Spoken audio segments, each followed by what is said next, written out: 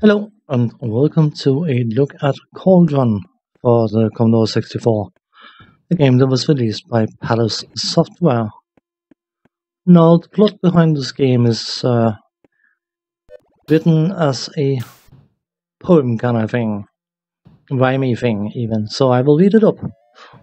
Hearken, witches everywhere, take the challenge if you dare. Tomorrow night is Halloween, and only one shall be witch queen. 6 ingredients you must take, and in the cauldron boil and bake. Juice of toad, eye of newt, wing of bat, and hemlock root. Mouldy piece of splintered bone, found from deep in musty tone. Molten lava, cooled a while, taken from the smoking isle. Then the spell shall be at hand to rid the pumpkin from the land. Based on that, you can likely gather that your task is to go and look for set ingredients, and you will find them behind locked doors. So you first and foremost have to go out and look for some keys. Each key is color-coded, and it will unlock the door by the same color. But there is one door type which there are 2 of, but only 1 key for, so you can only open one of them, and that could imply that it is technically possible to fail getting all 6 ingredients, which is a bit unnecessary for this game, to be honest, but I will get back to that later. You are in control of a witch, which is hardly surprising, I suppose. And of course, as we all know, witches, they fly on brooms, and that is what you can do. But you are also tied to the ground, where you have to run around and pick up objects, and you will find glowy star kind of things which will restore your magic power. And in that regard, we can quickly go and check the interface. Top of the screen, your score, self-explanatory. Magic is your health and your weapon power. To the right of that, any keys you have, and further to the right of that, and the amount of lives you have left.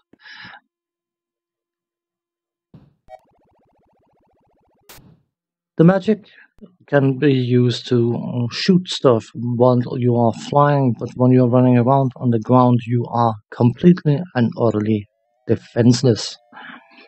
But of course, because the magic power is also a health, when you shoot stuff, you drain your magic power, of course. I mean, that makes perfect sense.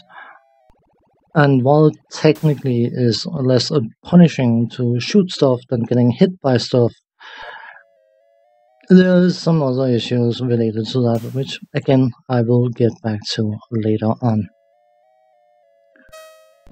Once you find a colored key, you can look for the door that belongs to that colored key, and try to land, open the door, see the object, and jump around trying to reach the object, and then take it back to your witch's hut and place it in the cauldron, and go out and look for the next object.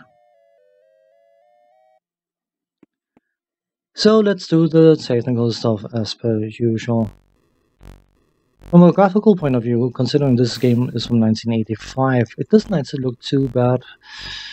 It has a definite Halloween kind of theme to it, and I wouldn't know exactly when in 1985 it was released, so it could have been released around Halloween, and it could have been directly tied to Halloween. I wouldn't know.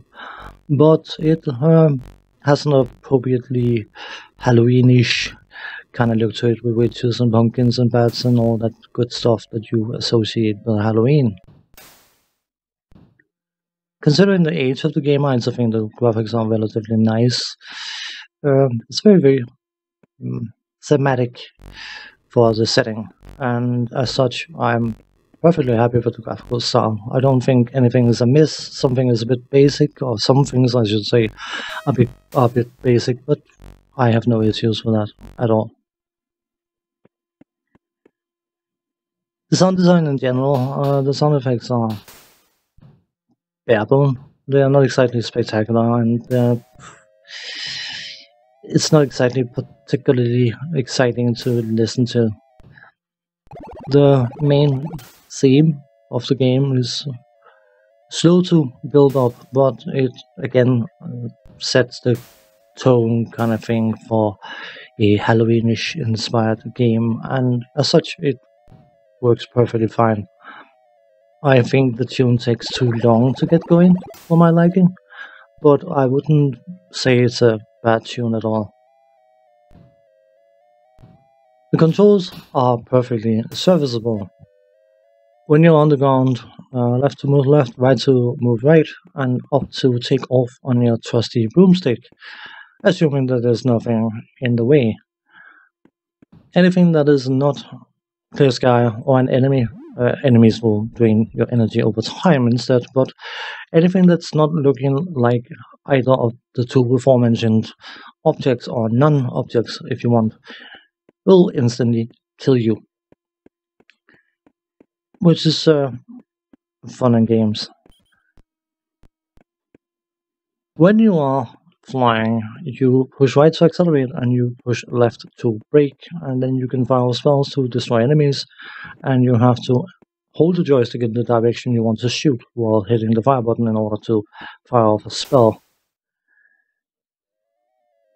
It works okay, but the time it takes you to accelerate and come to a complete stop is too slow for this game.